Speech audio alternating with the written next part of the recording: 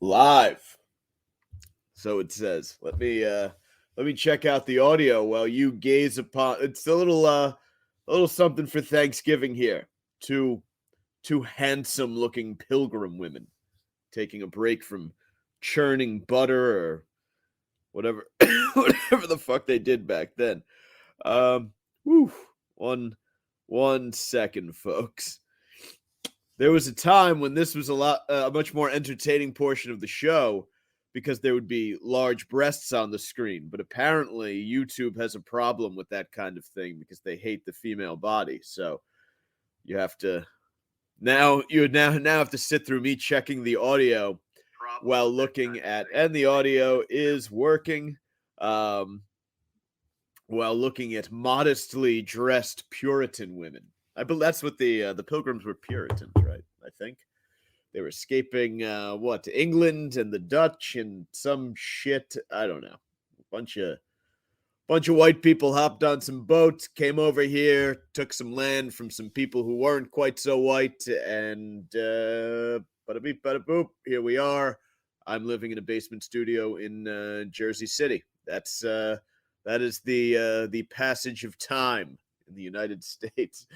The audio's looking good, I guess. So this is going to be the Thanksgiving show.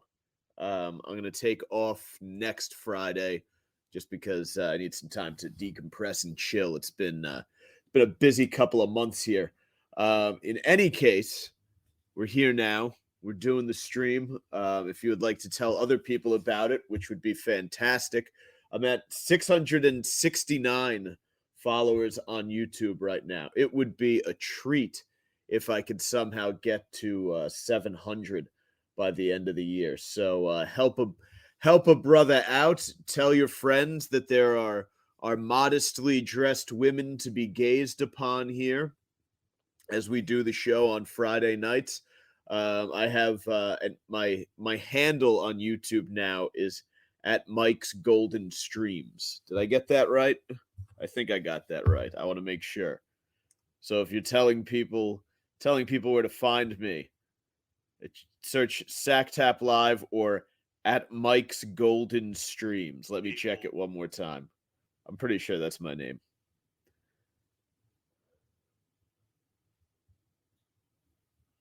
Yeah, MikesGoldenStreams. Let's get that subscriber count up. And I'm sure the way to do it is to sit here looking at my phone. That's what's going to get the people talking. They're going to be like, this is compelling fucking stuff. In any case, social media, Facebook.com/The Savage Crew, Twitter at Mike Montone, Instagram at Gary_Moyler, MOYLER. Yeah, we have modestly dressed women, and we have a little bit of fun on Friday nights. Gobble Gobble. Happy Turkey Day, everybody. The frost is on the pumpkin. The stuffing is getting ready to go inside the bird, and Americans are gearing up for a day of football, feasting, and family fights on land that was stolen from the native people. The holidays are upon us, and so is a fresh episode of Sacktap Live, starting right now. You're listening to the Savage Sacktap. It's not a podcast. It's not a half-cast. It's just a quick shot to the balls to help you finish off the week. We're cutting through the bullshit, filling your Friday with rage-fueled logic, and cracking a few jokes along the way. So grab a bag of frozen peas. There's a Savage Sacktap coming your way. Smooth, lascivious, salacious, outrageous.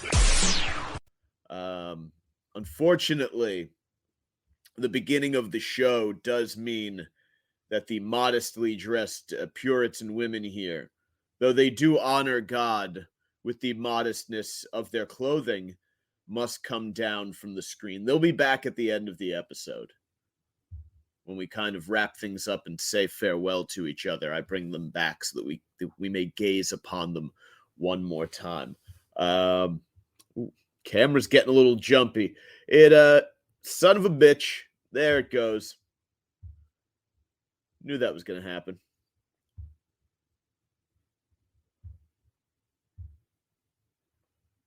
Hey, back. There's a good chance that'll happen several more times. I don't know what's going on with this fucking thing. Fucking piece of shit. In any case, I am a little high.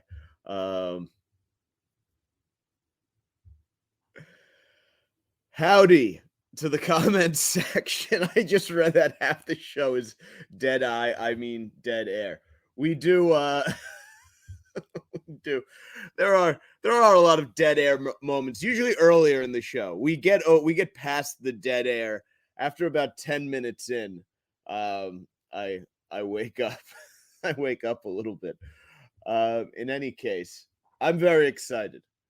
I love Thanksgiving. I love the night before Thanksgiving. Wonderful time of year. I love that there are a couple times of year when nobody expects you to get anything done. Like summer, I feel like it builds up. Like June, you still have to deal with some bullshit. 4th of July comes, you're usually good to just kind of fucking slack off. But the end of the year is another good pocket like that where you just don't do a fucking thing. I vastly prefer the way the Europeans do it, where they just shut down for like 40 days at the end of summer, and then they appear to do that right through the fucking holidays too. Midtown is an absolute disaster this time. Like the two big times of year that it's a disaster are the summer and around the holidays, and I think it's because I think Europeans are stinky and dirty and socialist, and they're very creepy people. But I do appreciate that they take shitloads of time off of work. I wish I could pull off a little bit more of that. But the night before Thanksgiving, to me, has always been, I feel like the most underrated part of the season.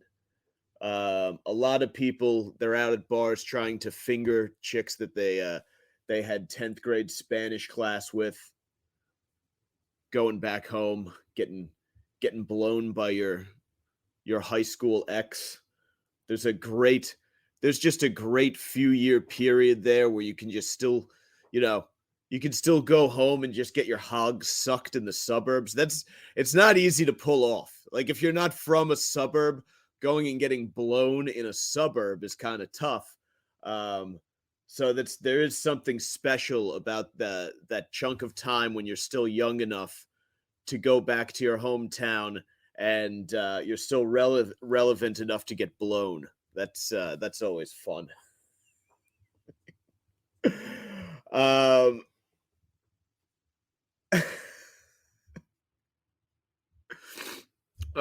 Yeah, I used to get fucking hammered for the holidays.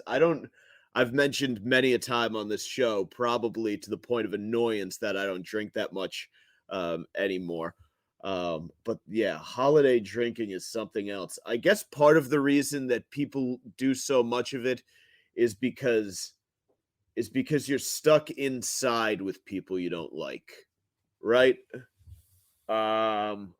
If it's 4th of July, summer, if you run into someone you don't like, most of the social gatherings are outside. You can get away from someone at a barbecue. It's considerably harder to do that if you're at a party in someone's apartment or at their house. Everyone's kind of like hanging around in the kitchen or whatever.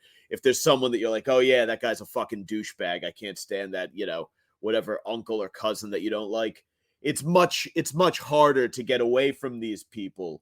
So I guess the presence of irritating family and friends inside of a closed space is really what does it, and why people wind up getting so fucking blasted. I think I'm going with mushrooms this year for the holidays.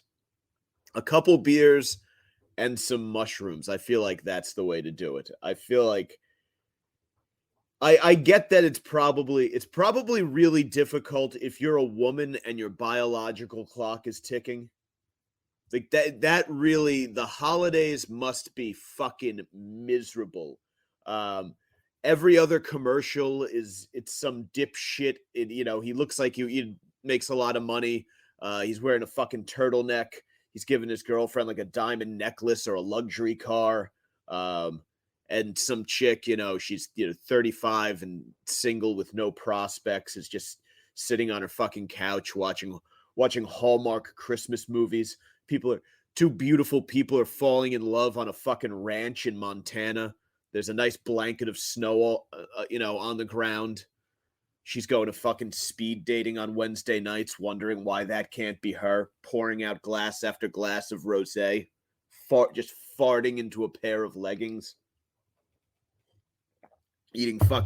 She's sitting there eating cauliflower gnocchi from Trader Joe's and getting drunk and misty-eyed.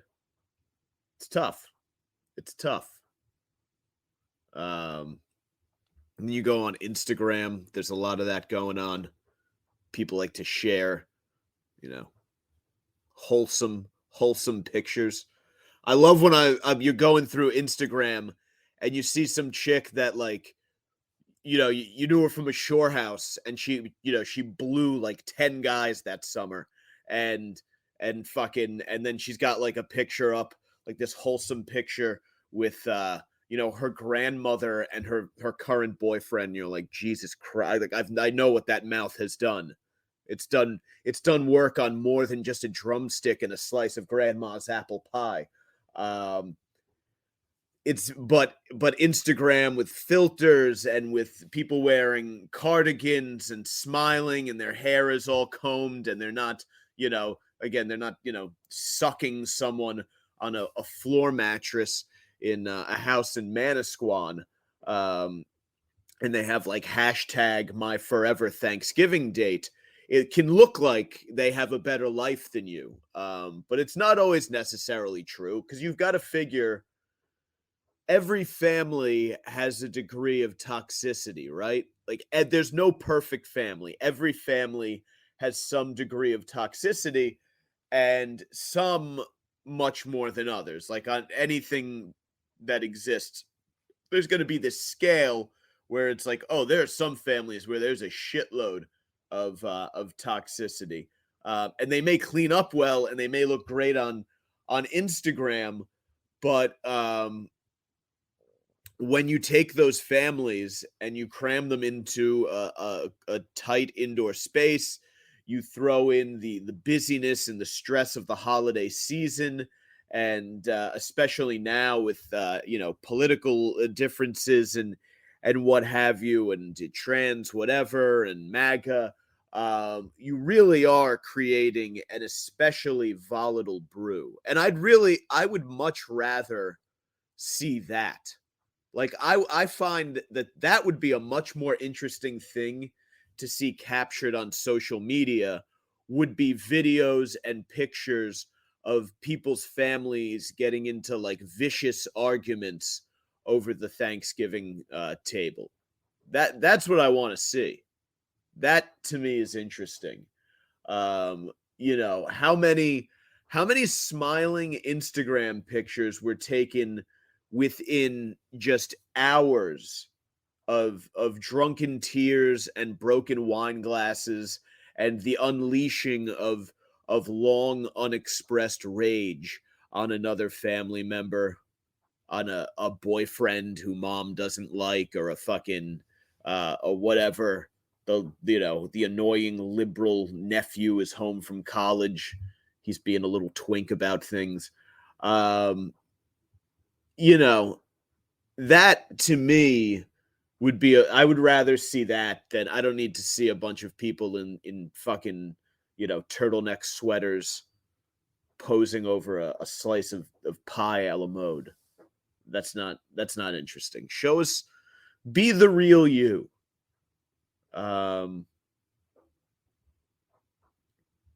Yeah, people are, Thanksgiving is like the next thing that people are coming after too.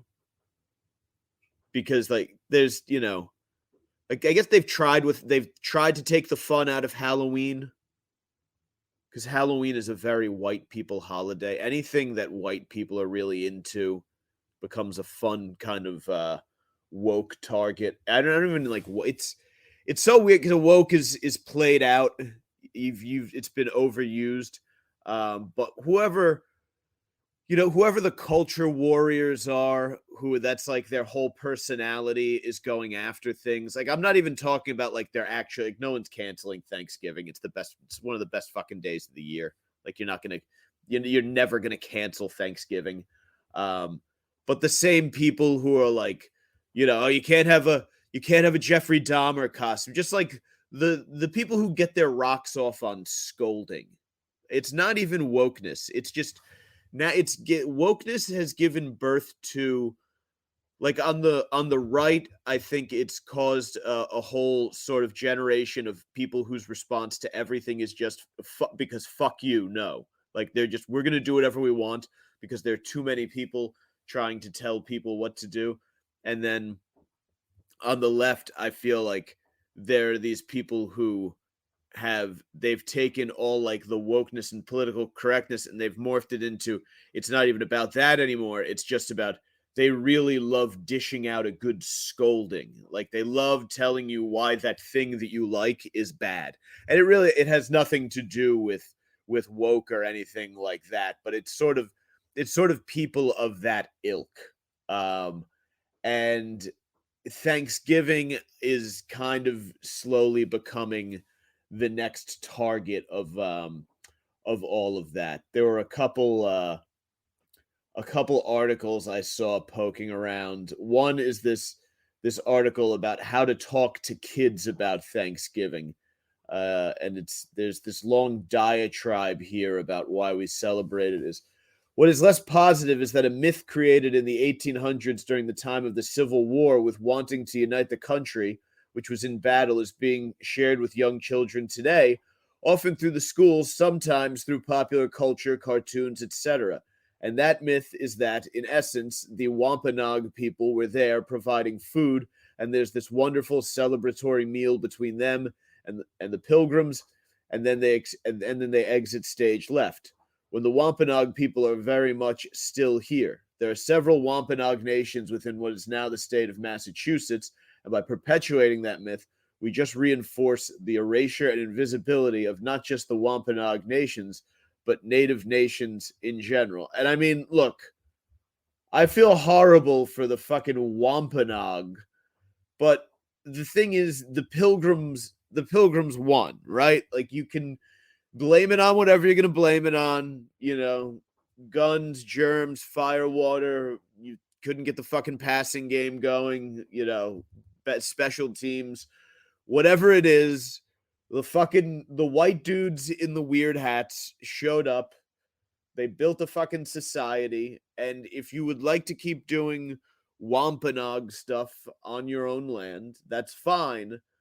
But don't expect everyone else has moved on.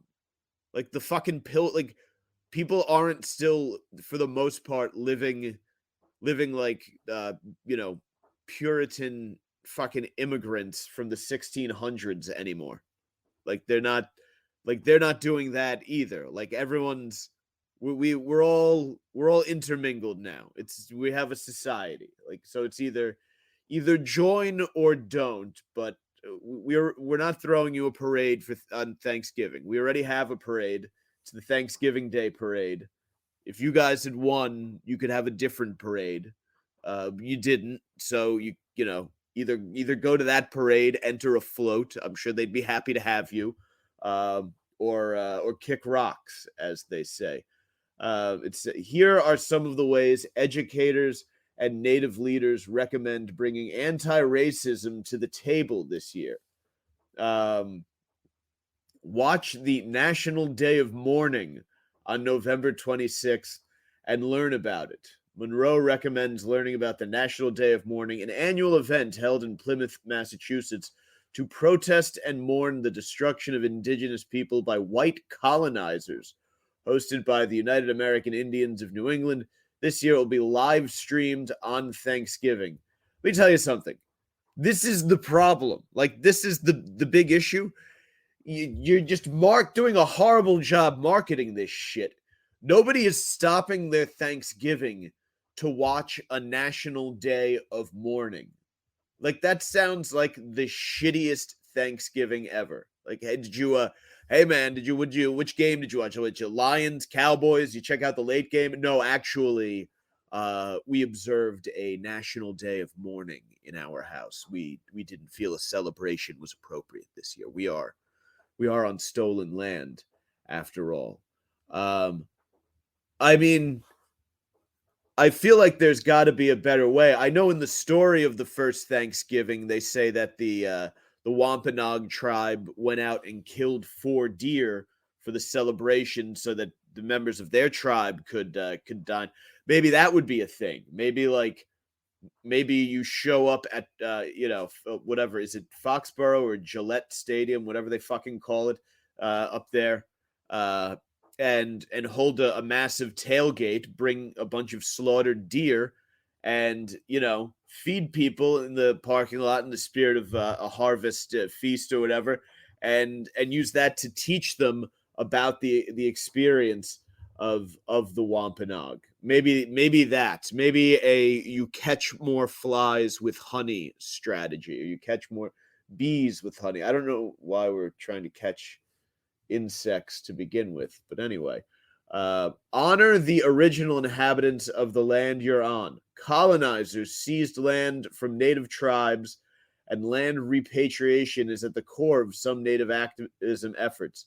If you're looking to celebrate Thanksgiving in an anti-racist way, we have to acknowledge and be grateful for the people on whose land we stand, said O'Loughlin. She recommends checking out the Native Land digital website, where you can search for first inhabitants by entering your address. I mean, I feel like it would be fun. Like, if you do want to fuck with your family, it would be fun to do that this year at Thanksgiving. Like, if you're one of those families where you go around the table and you're like, well, so what are you thankful for?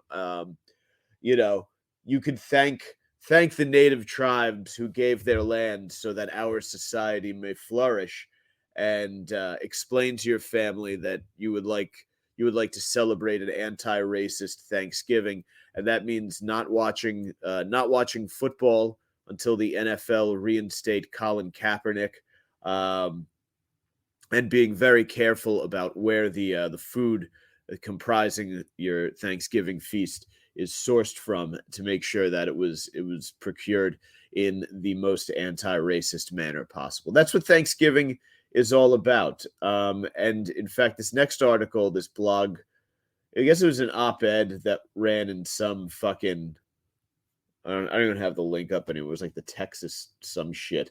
But this is some cuck says, this Thanksgiving, call your racist uncle a racist. I love that people just want to ruin things. This Thanksgiving, tell your racist aunt she is a racist. Call your sexist uncle a misogynist. Inform your transphobic cousin that kids don't deserve to suffer because of his fragile masculinity and dumb ideas about gender. Let your parents know they're endangering themselves and others with their ignorant views on vaccination. The conversation before the turkey is the marketplace of ideas that John Stuart Mill wrote about, and that the First Amendment enshrines. The fights we have while passing the gravy are for the soul of America. First of all, I worry that I'm a self-indulgent douche when I write sometimes. Whoever wrote this is an incredibly self-indulgent douche. I love that the crux of these articles is always, let's ruin the holidays by lecturing people. Like, these are the same people who, I mean, not the same, but they're cut from the same cloth. Like, they're just as bad as the keep Christ in Christmas people. The ones who Christmas has gotten, it's just way too commercial. It's lost its original meaning, which, is not. It's not what they think it is.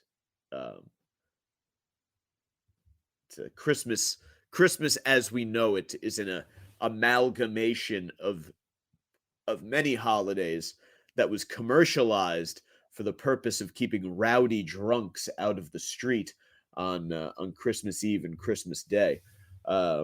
But that's beside the point. I want to continue reading this wackadoo's op-ed. He writes, as someone who has suffered for decades with serious mental illness, that's in no way is that shocking. I sympathize with those who choose to insulate themselves from the onslaught of propaganda that spews forth from the Fox News crowd. The feeling of being gaslit by lies and logical fallacies is unpleasant. You know what sounds unpleasant? Spending a fucking holiday with this chode. Um, you know, you know how I can very easily tell if someone's an asshole? If you use the term gaslit while complaining about Fox News, you are a fucking asshole. And same thing if you're one of the CNN. It's not like it's an edgy or brave political statement to complain about Fox News in the year 2022. Like this guy, it feels like this guy just discovered arguing about politics. But sometimes we have a duty to condemn injustice in close quarters and call racism by its name. Thanksgiving is one of the few occasions every year that red and blue America meet. And as the meal goes on and people keep drinking, family members become more expressive and alternately vulnerable and emboldened. It's dicey territory, but a good opportunity for a breakthrough.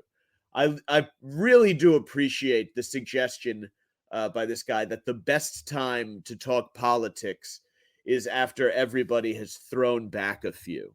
Like you got the purple-haired they-them'd nephew downs a few White Claws before getting into a political exchange with her Desert Storm veteran uncle. Only good things can come from that. The perfect opportunity for a breakthrough. Oh, I love this part.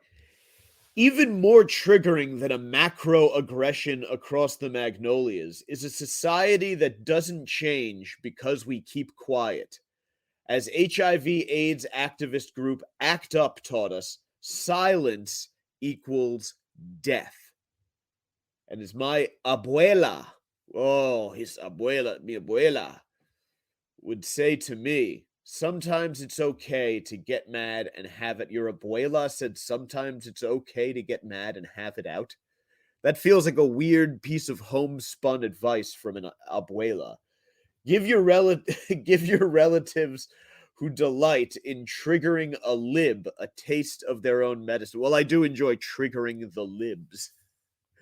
I feel like the people who do this kind of stuff, the impression that I get, the kind of guy who wants to fight it out and talk politics over the Thanksgiving table, and they exist on both sides.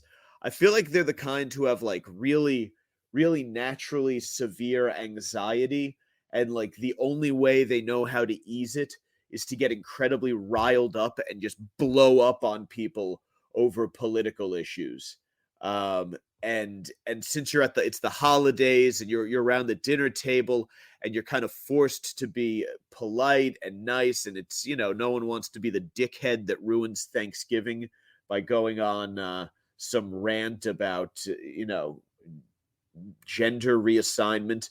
You're forced to keep it pent up, and then you have a few drinks and then you just blow your fucking stack. I mean, he's comparing Thanksgiving dinner to AIDS in the 1980s. Like, this guy really doesn't. He really lacks any sense of proportion. For years at the holidays, I remained cordial with my aunt on the white side of my family, who owns more guns than books, believes in chemtrails, and told my mother to boycott my same-sex wedding 10 years ago. I chose not to say anything because at least on the surface, we'd each be gracious in the way one resolves to be with a friend who betrays you. I live 3,000 miles away and didn't want the hassle. Plus, they're not going to change, I told myself. Yeah.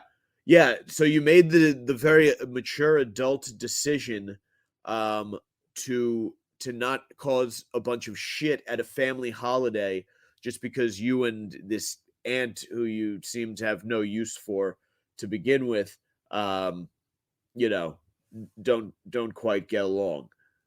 Good. That's the way you probably should do it, by the way. You don't just throw a fucking hand grenade into Thanksgiving dinner because you and fucking Aunt Karen are at odds over gay marriage and the Second Amendment.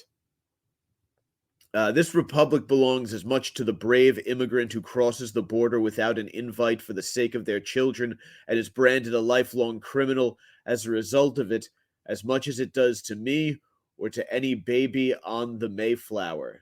That is, in fact, what the Constitution and Declaration of Independence say, and we should claim this country as our own.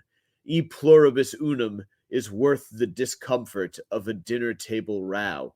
I mean, I guess, but I don't know if if the country was actually at stake, maybe you could get into it, but I mean, even with Bidenflation, we're doing fine. Like, generally speaking, like if you're gathering with family for a lavish meal in the United States in the year 2022, you're better off than most people who have ever lived. So maybe you can chill out, you know.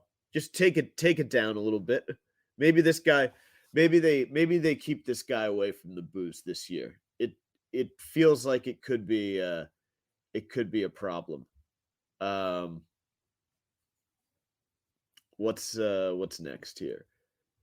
Dave Chappelle. Do that in a second. I'll say hello to the comment section.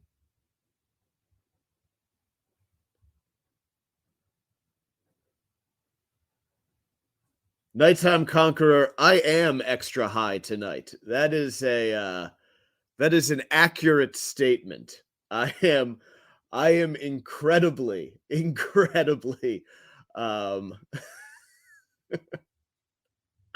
high tonight. Thank you for confirming that my writing is definitely self-indulgent. I appreciate that. Unfortunately, my booster club is all incels with no friends. No, look, I am happy. I am happy to sit here and hang out with the dozen or so of you who show up for this thing every evening. It's fun. It's a fun little club for people who have nothing better to do at 8 on a Friday. It's 8:00. You guys can still go out after this. My Friday nights are very low key because I teach 2-hour-long cardio classes early on Saturday mornings. But I encourage you guys to go out and paint the town red after this. Let this be your pregame, and then go out there and chase some pussy. I'm rooting for yous. Moving on. Dave Chappelle switched SNL monologue between rehearsal and live show. I absolutely love this. So Dave Chappelle, you've either seen his monologue or you have. I'm not gonna sit here and rewatch it. I think it was like 12 minutes long or so. Dave Chappelle did a fake Saturday Night Live monologue during the show's dress rehearsal, sources said, and then switched his material for the live show. A source told Page Six, Dave does a fake monologue during the dress rehearsal because he doesn't want Lorne Michaels or anyone else to know what his real monologue is. The source added that Chappelle made a joke during the dress rehearsal about a writer who refused to work with him this week on the show. We previously reported that some staff writers were so furious that the comedy superstar, who's made this is the New York Post words, not mine, transphobic and homophobic jokes in his past comedy shows, was chosen to host, that they were sitting out the episode. Chappelle's ref previously told us there was nothing to suggest there was any boycott when Chappelle and his team attended SNL's writers' meetings last week, but an insider told Page Six that the joke Chappelle made about the objecting writer during the rehearsal caused tensions to flare. Either way, The comedian then switched up his monologue for the actual NBC live show. I mean, just God bless. Dave Chappelle is doing, I think, what a lot of comedians would do if they had that kind of position and money, and just fucking with people and having a good time. Like, that's the way to do it. Just fuck with people. Like that I think people think of fuck you money as you could do whatever you want money, but I think there's another kind of fuck you money where it literally means I have the money to just fuck with people now. And when you're fucking with the right kind of people, like Elon Musk is using his money just to fuck with people. Like Chappelle knows that he's, he will never want for anything. So now he can just fuck with people. And if you're fucking with the right kind of people, it's very entertaining for everybody to watch. And I think that objectively speaking, nobody deserves to be fucked with more than a Saturday Night Live writer in the year 2022. The live 15-minute monologue, however, caused even more controversy for other reasons. Chappelle was blasted by the Anti-Defamation League for popularizing anti-Semitism with his jokes.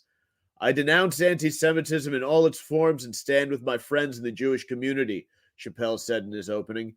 And that, Kanye, is how you buy yourself some time, he added, referring to West's recent anti-Semitic rants. Chappelle's focus on the topic didn't stop there. He also touched on net star Kyrie Irving's ban from the NBA team after the basketball star posted links to an anti-Semitic movie. Chappelle also joked about tropes involving Jewish executives in Hollywood, Jewish holidays, and other related topics. And of course, especially in New York City, I mean, that's sort of the added element to all of this, is that Saturday Night Live, is taped in New York City. New York City, very, very Jewish town. That's where the Nets play in New York City. So you have the Kyrie Irving angle to it. Now all of the the offended masses are coming out and saying that Chappelle supported anti-Semitism. Jewish activist Rudy Rockman called the Chappelle monologue a meticulous and calculated move to desensitize the population from anti-Semitism. Time Out New York theater editor Adam Feldman argued that Dave Chappelle SNL monologue probably did more to normalize anti-Semitism than anything Kanye said. Yeah, I mean, a bit much, right? I don't, and this is why I don't go to the Time Out New York theater editor for my opinion on comedy. Like, he's not an authority on the matter, and he's probably. I hear the title. This is regardless of religion or cultural affiliation, but I hear the title Time Out New York theater editor, and I just think, this guy, 90% chance this guy's a douchebag. And I think, it's by pure accident. I didn't plan this, but I think there is a theme running through tonight's show that nobody likes a finger wagger, right? Nobody likes, it's the scolding. Like, that's really what we do now. And I don't think it's even about wokeness or political correctness anymore. I really think people just enjoy dishing out a good scolding. The Saturday Night Live host always makes topical jokes. That's part of the gig. And if Kanye is running around yelling about the Jews, Dave Chappelle is going to make jokes about it. And of course, we all know going in that the people who are going to put on the angry performance about this, they're ready to, before they've even heard a word of the monologue. And it's just the fact that people who are supposed to be comedy writers, though, are like recusing themselves from the episode just says so much about how this once incredible show that featured, Chris Farley crashing through a table and Belushi and Steve Martin and Dan Aykroyd and all these just fucking legends, Will Ferrell, Chris Kattan, how this amazing show has just turned into such a tepid puddle of piss. Others defended the comic. Yeah, tonight was there are, of course, there are people who defended him, but the fact that people needed to defend him is of the issue, right? It's not, of course people should defend him. You should defend him because I just hey, I just saw Hager Hager's comment.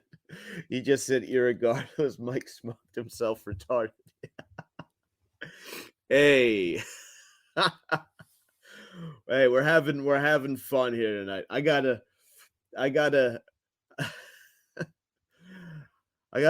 build up my appetite. Thanksgiving is coming. We'll close tonight. The last story I want to do, it's probably not a story I should be giggling through, is this horrible murder out in Idaho. There have been just some really interesting murder stories this year. That Oklahoma one. Oh, I still haven't done the Ohio one. Of course, we had the Murdaugh case. And now there's this one. Well, there was the University of Virginia football shooting, and now there's this one where these 4 University of Idaho students were stabbed to death.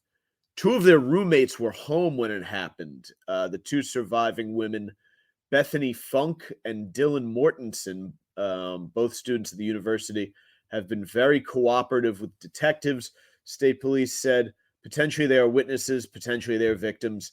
Snell told the outlet, adding that the pair haven't been ruled in or out as suspects. I mean, there's a lot to unpack there, obviously.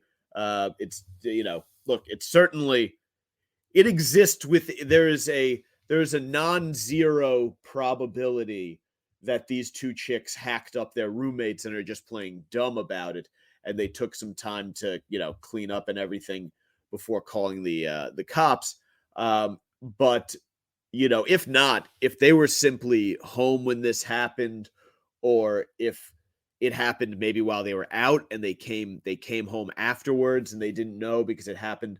I believe the victims were found, they were in their bedrooms. Authorities were called to an off-campus home on King Road in the city of Moscow Sunday afternoon and found 4 students slaughtered in a bloody scene that some responders called the worst they've ever seen. Authorities haven't disclosed who made the initial call to police, but they revealed 2 roommates were in the house at the time of the killings, suspected to have taken place around 2 or 3 a.m. Sunday. Questions have been raised about why there was such a long time lag between when the murders took place and when the alarm was raised to police close to midday Sunday. And, there's a simple answer for that one, right? College kids sleep in. If you have roommates in college, it's perfectly normal to not see them until like late afternoon on a Sunday, right? Because if you go out and you get fucked up, you go out, you're out drinking, you come home, you crash, you're in bed, you sleep it off, you wake up at your own pace, you probably don't feel like dealing with the people you never, the day after drinking, you never want to like deal with the people you were drinking with the night before because you probably did and said a bunch of embarrassing shit. So you kind of sneak out of the house, you go out, you get a little breakfast or whatever. The shock when you come in, it's females. So I think chicks are a little more like checking on each other. Like if it was dudes, the guys with the bodies would have been decomposing in there for weeks. It's like, yo, where's Todd? I don't know. He hasn't been out since Sunday. Oh, okay. And they go back to playing video games. Chicks, I think, are a little better about kind of checking on each other. So that's probably how they did. Like, it probably went in, said like, hey, are you doing okay? and you knock on your roommate's door, and boom, fucking 4 dead bodies and I'm guessing maybe in different bedrooms. So you check one and you're like, holy shit, and then you check the other. I mean, stabbing deaths are not pretty. I think they said it was a K-bar. Cops initially said the knife rampage was a targeted attack, but appear to have backtracked on their initial statements as the killer or killers remain on the loose. We cannot say there is no threat to the community, and as we have stated, please stay vigilant, report any suspicious activity, and be aware of your surroundings at all times, Moscow Police Chief James Fry said at the news conference earlier this week. Yeah, I mean, for right now, I would get the fuck off campus, right? Like, just go home for Thanksgiving. Let them take classes online to close out the semester. You should still have the infrastructure should still be there for Zoom. Like, otherwise, you're basically living the plot of Scream right now until they have a suspect. Victims Ethan Chapin, Madison Mogan, Xana Kernodle, and Kaylee Gonsalves were stabbed multiple times with a large knife. Snell confirmed to ABC cops were visiting local hardware stores asking about recent sales of fixed blade knives. The state police rep said he wished for a fast resolution to the very complex case. It's very frustrating. We would have loved to have solved this immediately, he said. He noted the roommates may be the key to this whole thing. The victims may have been asleep when they were attacked, Latah County Coroner Matthew Mabbitt said. The bodies were found in beds, the coroner revealed on Thursday. It was a pretty large knife, so it's really hard to call them puncture wounds. It has to be somebody that's pretty angry in order to stab 4 people to death, Mabbitt said on News Nation's Banfield. Yeah, I mean, that is a gruesome fucking scene to discover, and I mean, it's a pretty gruesome scene to create too. Like, among the biggest fears that most human beings have is the fear of interpersonal violence, and there aren't many forms of violence that are more interpersonal than stabbing someone with a fucking K-bar. Like, let alone 4 people. So even the person who did this shit, I'd have to imagine. I can't imagine how they, like, I mean, if it's someone in the community, there are probably some pretty telltale signs right now. Like, you'd have to be pretty scarred to have done something like that, and the fear now knowing that, like, eventually the dragnet's gonna fucking snag your ass. So unless this is just some guy who wanted a fucking thrill kill and he tracked a bunch of kids home drunk one night and sprung, and he's fled the area, he's gone, his tracks were covered. I think there was a well-known serial killer some time ago who he put these kill boxes together all around different parts of the country, and then he'd leave for years, and then he'd go and retrieve the kill. Like, he would leave them in the woods somewhere, and then he'd go and retrieve the kill box. It would be gear to kill someone, and then he would go and commit the murder in a place on the complete opposite side of the country from where he lived. So if it's a situation like that, then it's like, how the fuck do you ever catch the guy? I mean, obviously now with like DNA and everything, there's always a way to track you down, but this is fucking intense. The slayings have left the community reeling, with some Idaho students fleeing the area ahead of Thanksgiving break. Yeah, you got to get out of there. Investigators are continuing to try to piece together the 4 victims' final hours overnight Saturday and early Sunday. Yeah, just fucking horrific shit. I mean, it's sadly, like, it's fascinating because it's just, you're just like, what is that? Like, how does this night out among college friends end with with 4 people butchered in their beds. While I say farewell to the comments section tonight, let me get those fine looking pilgrim women back up on the screen for your viewing pleasure. Here we go. Who doesn't love a conservatively dressed pilgrim woman?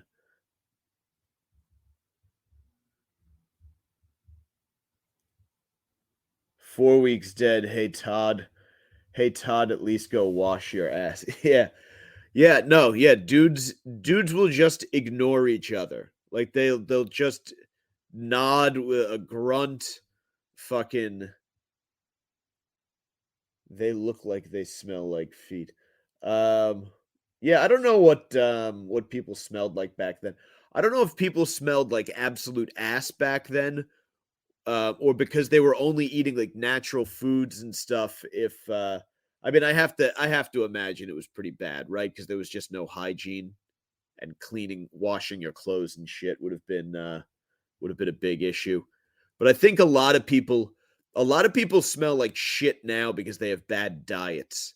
Like a bad diet will make you smell fucking fucking trash, like just absolute garbage. Um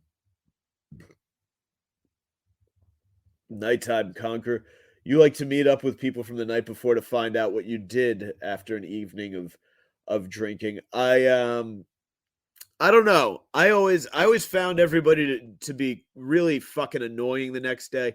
At least in like shore houses, when you do like a summer rental at the shore, it was always annoying that like the first person who got up in the morning to take a piss, everyone else would hear them and just start getting out of bed, and all of a sudden the house would be buzzing and there'd be noise, and you couldn't sleep in till like fucking 11 because things would get too noisy and people would be talking, and some fucking whoever the most annoying asshole was the night before is still a little, wake up drunk and is still in annoying asshole mode, and he's retelling the stories from the night, pretending that he was about to get laid. He just always has a bunch of lies about how successful he was doing with women, and just won't shut up about it. And usually uses phrases like "yo, my boy" when he's starting to tell a story.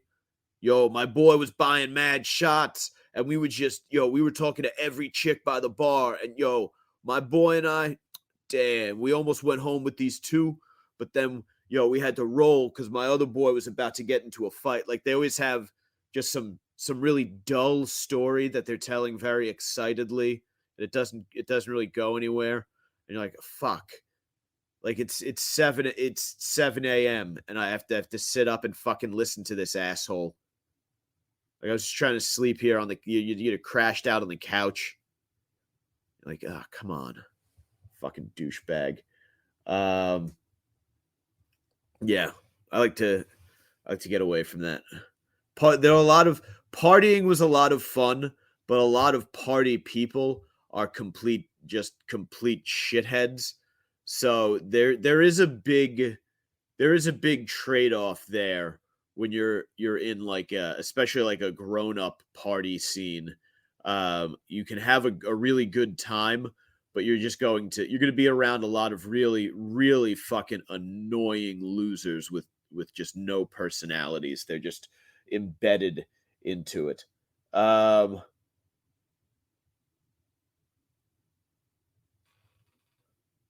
Do you think sweet potato or candied yams was the makes your cum taste better room? I feel like cranberry sauce.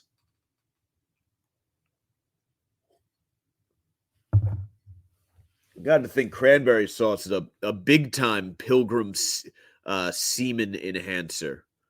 The pilgrims were they were prude as fuck. They were not a fun people. Yes, that is correct. Celery is rumored to supply massive loads. The only thing is it's a pain in the ass to eat it, and like apparently for that to be effective, you have to eat a fucking shitload of celery. I guess the only way to do it really would be to use like a juicer or something like that, or a blender, and just make yourself a daily green shake out of huge amounts of celery. I think it's probably just a hydration thing if we're being honest. Like celery probably holds a shitload of water. So if you eat it, I would think the volume of your semen probably increases. I wonder if you were to do a study, if you were to have, a stretch where you ate a lot of celery and then jerked off and saw how big the load was, a stretch where you were very well hydrated and you jerked off and saw how big the load was, and a stretch where you were maybe dehydrated and you jerked off and saw how big the load was. I wonder what kind of difference in seminal volume you'd be looking at. An interesting test to run. If anyone tries it, please let me know. In any case, we're gonna wrap things up. Like I said before, I'm gonna take off next Friday. Be back the Friday after that. Follow me, YouTube. Search for Sacktap Live. My YouTube handle is at MikesGoldenStreams, but Sacktap Live should get you there. Facebook.com/The Savage Crew. Instagram at Gary_Moiler, Moyler. Twitter at Mike Montone. And please tell your friends we enjoy modest women and a nice, safe, clean joke around here. We like a good wholesome time. Have a happy Thanksgiving to everyone who was good enough to tune in, and I will catch you in a couple weeks. Adios.